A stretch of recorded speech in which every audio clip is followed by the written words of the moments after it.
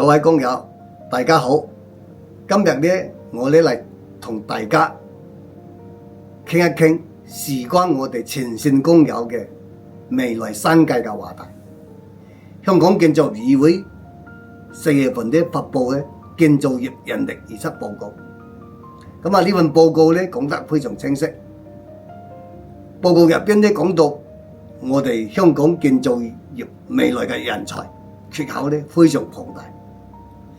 技能提升級呢需求極為迫切。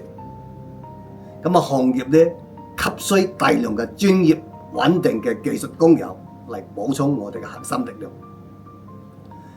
報告入邊明確咁樣講出，全行業未來5年必須直面嘅挑戰係2026年到2030年，香港建造業嘅人力缺口係逐年要持續擴大嘅趨勢。其中呢，同我哋呢一線嘅工友最息息相關嘅中工同埋大工嘅工位，今年缺口已經達到1萬至15000人，到2030年呢個缺口更加飆升至到最高5萬幾人。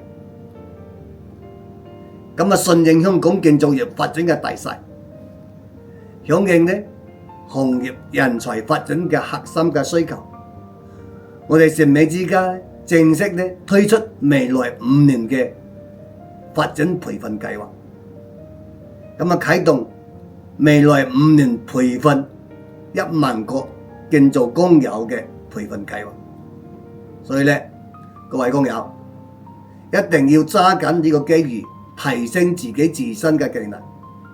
尤其是仲未有考牌嘅工友，一定要趁早做好考牌嘅規劃，手握專業嘅資格，